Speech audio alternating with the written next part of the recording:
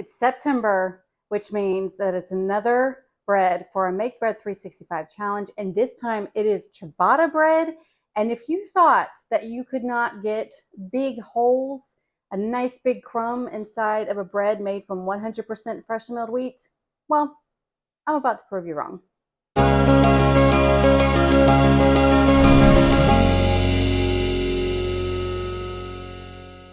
Hey everyone, welcome back to Grains and Grit. My name is Felicia, and on this channel we talk all things real whole grains from a biblical perspective and more. So if you're new here, I am participating in the Make Bread 365 challenge, which is a challenge set forth by Mackenzie over at Little Farm Folk, where for the year of 2023 we are challenging ourselves to not buy bread from the store. And in doing so, me and several other content creators are providing recipes each month for a specific bread that month, so that you can build up your repertoire to keep you from buying bread from the store. So in order to catch up for this year, if you're new, I have all of the previous recipes on my website. Just go to grainsandgrit.com/makebread365 to view all of those recipes and any future ones coming out. But in the meantime, this is September, and the bread for this month is ciabatta. And I have to say, this one kind of I was about to give up on it because what I was looking for is ciabatta is known for a very open crumb, the big holes on the inside of the bread, but it is kind of a bit flatter of a bread. Fun fact, the reason why we have ciabatta is it is an Italian bread, and it was a response to the popularity of the French baguette. And Italian bakers did not like, being one-upped. And so they came out with their own version, which is the ciabatta, which actually means slipper, because it actually has kind of that slipper. It looks kind of like a slipper. So it's kind of a roundish rectangular look, a little bit flatter in the middle. But bottom line is we're ultimately going for taste, but it has that open crumb. And I was so excited to finally figure this recipe out where we could obtain it with 100% freshly milled wheat, something that I haven't seen anyone else do. But just know there's no all-purpose flour involved at all. Now, we're going to get into this in the video, show you how it's done. There is a printable recipe as well, so check out the description box below. But do know one thing I did not say is I do recommend hard white wheat berries. That's what I've experimented with and have had the best success. And you're going to need to mill 3 cups of hard white wheat berries. You may need a little bit more, kind of depends, but you definitely want to start with 3 cups of hard white wheat berries. And then when I say in the recipe, whenever I say flour, that is already milled wheat berries. It is the actual flour. So let's get to it, shall we? First step is we're going to be making a biga. And so we're just going to be taking 1.5 cups of freshly milled wheat. Again, this is hard white wheat. And then we just need a 1/4 teaspoon of instant yeast and then 1 cup of warm water. And this is just the beginning. And so we're going to stir it up here. I just like to do this in a jar. Just make sure you get all of the flour, so you can see that especially likes to be at the bottom. So you just need to keep stirring all this up. Again, you can do this in a bowl, no problem, but we just do it here. Stir it all together. It is going to be drier. This is not a very, very wet. It's not like a poolish. I'm not going to get into the technical differences between poolish, biga, so on and so forth. But bottom line is we're going to just mix this together. This is our pre-ferment. And as you can see, it's going to be kind of stiffer, thicker, not runny. This is normal. And we're going to let it sit here for about 6 hours. Just cover it up lightly, and I'll just leave it out on my counter for about 6 hours, maximum of 24 hours. Any more than that, just put it in the fridge. But we're going to let it sit, and all that this does is it's going to, the longer it sits, strengthens the flavor. And here it is. I like to do this night before, and this is the next day. So this is the next morning when I'm pulling this out. And as you can see, it is risen. It is bubbly. It has these beautiful holes in it, just like you are looking for in your perfect sourdough starter. Similar concept. And now we're getting ready to make our Autolyse. And so this is going to be another 2 cups of freshly milled hard white wheat.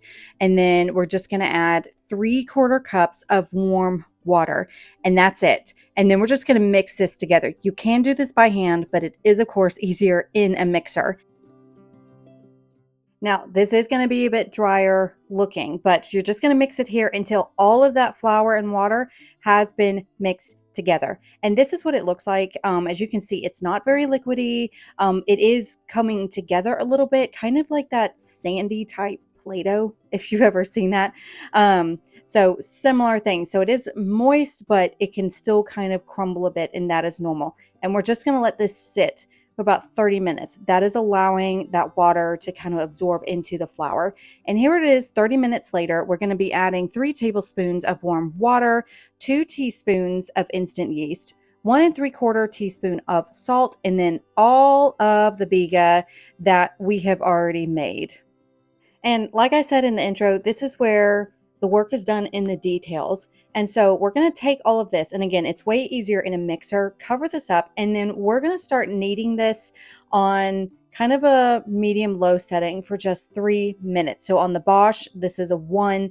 If you're on the Nutrimel Artiste, this would probably be around the 2 or 3 setting. And this is just getting that biga all incorporated into the flour, the yeast, the salt, all of that, getting it really mixed in. You're going to see it at first that like this, it's going to be looking drier.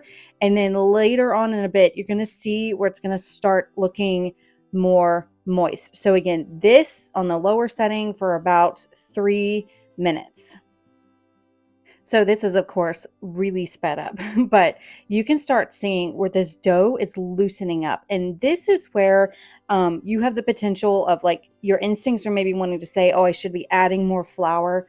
Don't. It is supposed to be looser. It is not supposed to be fully necessarily like pulling away from the bowl like it does in our simple yeast bread loaf recipe. So it is just a different type of dough than you're possibly working with, and you just need to trust the process. Don't be adding any more flour at this point. It is supposed to be loose. It is supposed to be a moist dough. So here we're coming up, we're almost to the very end of the 3 minutes. And as you can see, it's still, kind of attached to the side of the bowl. So I like to just go in at this point and just scrape off anything that's on the sides. And then we're going to do this for another 5 minutes, but we're going to be increasing our speed. So on the Bosch Universal Mixer Plus, I have this at about a 3 speed. On the Nutrimel Artiste, you're probably looking at about 4 to 5 speed. You're going for like a medium to medium high type speed, and we're going to be just letting this go and kneading for 5 minutes. So let's talk about, while this is kneading, while we're kind of doing both a kneading and kind of a no knead type bread, because as you'll see later, we do like to go ahead and get this kneading process going, and then so it is going to be kneaded, but not exactly all the way, because then you're going to be seeing where we're going to have periods of resting time, stretching, folding, laminating. We're kind of using a ton of techniques here when it comes to this bread, because what kneading does is it is strengthening those gluten strands, which is what we want, because we do want a dough that is rising. But yet we have these moments where the dough is sitting and resting. We do the stretch and fold, the laminating later on, as you will see, in order to build up the big holes in the bread. So that's why we're doing a mixture of techniques, because they do different things. So here we are at the end of 5 minutes. And as you can see, this is still a wet dough. It's not what you expect, but it is actually looking good because the dough is stretchy. So like I said, this kneading is getting those gluten strands, which is giving us this stretchiness to the dough, but it is still a very sticky dough, all normal. And now we're just going to take a bowl, and I'm just oiling it here. You can use olive oil. I'm just using peanut oil. And then we're just going to dump out our bread into this oiled bowl. And as you can still see, it is still very stretchy. That's good. And now we're just going to let it rest. And so we're just going to cover this with some saran wrap. Again, I'm just showing you how this dough is looking to kind of just give you a better idea. Very sticky, but yet stretchable. It's not breaking. So let's just cover this up with saran wrap. I like to put a little towel over it to get it a nice little darker setting. And then we're just going to let this rest for 30 minutes. So the 30 minutes is up, and now strength building exercise time with our bread. This is a stretch and fold that if you've looked at YouTube videos, you've seen. So we start at one place, very wet hand, you pull it up and you pull it over. So you pull out and over. Turn it a little bit, pull out and pull over, turn it a little bit, a quarter, out and over. And then I just like to take it and kind of do this type of, I've heard it as 10 and 2 motion, where I'm kind of slightly tucking under a little bit while rotating the ball. It's kind of hard to explain, but my hands are going slightly under the dough, tucking it under into, basically, I'm just trying to get a nice ball that's a bit more tight on the top. This is creating a tension that is going to help strengthen this as it rises. And so all we do from here is we just cover it back up. We have that kind of smoother look on the top. So cover it back up, and we're going to let it rest for another 30 minutes. So the 30 minutes is up. As you can see, this has risen a little bit in normal. And now we're just going to do a different method, and this is called lamination. So you're actually going to slightly wet your counter. I don't have a spray bottle, but you can do that. I just use wet hands. And then we're just going to gently take our dough. And as you can see, it's still sticky. You're going to want to make sure you have wet hands. And then we're just going to stretch it out. It should be stretching out just fine into a very large rectangle at this point. If it is not stretching out and if it's breaking like crazy, put it back in the bowl and let it rest a bit longer. But then we're just going to take it and then we're going to kind of fold it like an envelope. So we're just going to pull it out and then go over about 2/3 of it. And then the other part, go over that part. I mean, kind of hard again. And then we're just going to roll it up. Now, this is not a very tight sleeping bag. It's just a gentle roll. So we're just rolling that up and then just going to place it back into our oiled bowl. And here it is. So I'm not doing any necessarily shaping, but then we just cover it back up with saran wrap. And then this is going to rest for the longest time, for about an hour, maybe even an hour and a half. And this is what it looks like. It should be rising pretty well. And this is the part where now you want to start making sure, especially you're using gentle hands, because right now this dough is going to be, you may see it kind of jiggle a little bit. That means that there's wonderful gas bubbles on the inside that we want to keep. So as you can see here, I've been flouring the top of that ball of dough. This is a large piece of parchment paper. I'm flouring that as well. I am flouring my surface, a lot of flour involved. And then we're going to very gently and carefully take this ball of dough onto the floured surface. And it should just plop out of that bowl. And then once again, more flour on the top.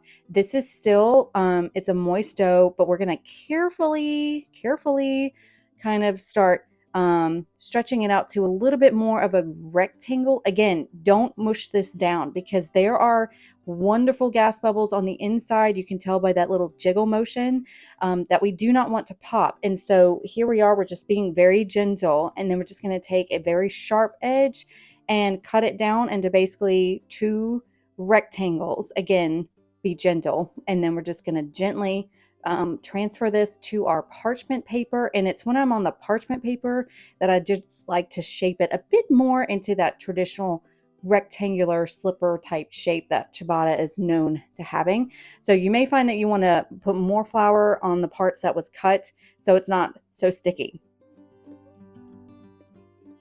So here we have our 2 rectangular balls of dough here, and then I just like to gently shape it just a little bit more into a rectangle.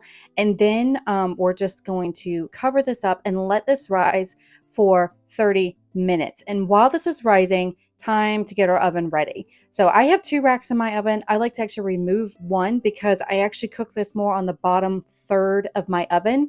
And in order to have room for the pan underneath, I just removed that rack.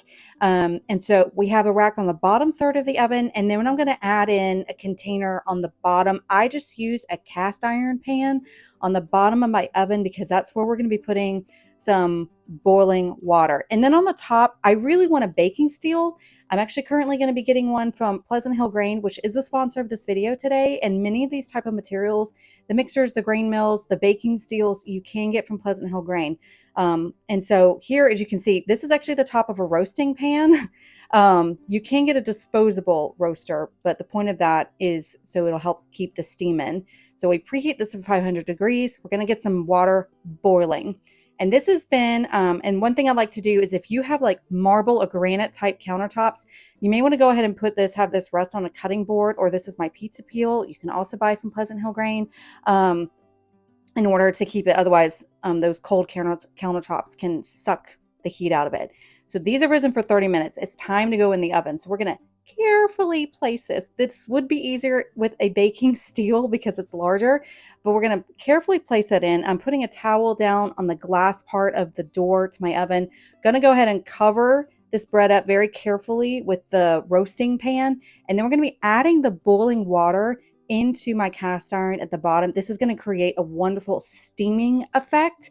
And then we're going to let this bake for, I believe, about 8 to 10 minutes. And then after 8 to 10 minutes, we're going to be removing whatever you have to cover this. And then we're going to bake for another 15 minutes to get a nice crust. And here it is after 15 minutes. So be very careful pulling this out. I do plan on replacing these nasty oven mitts with some I'm getting from Pleasant Hill Grain.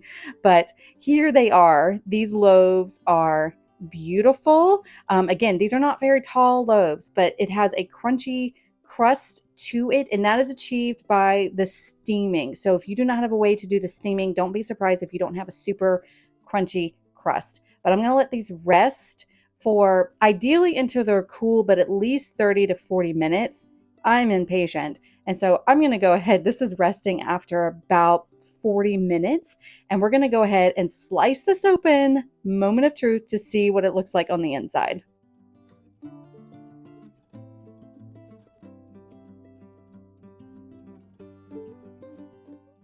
And here it is. So as you can see, we do have some pretty good holes in here.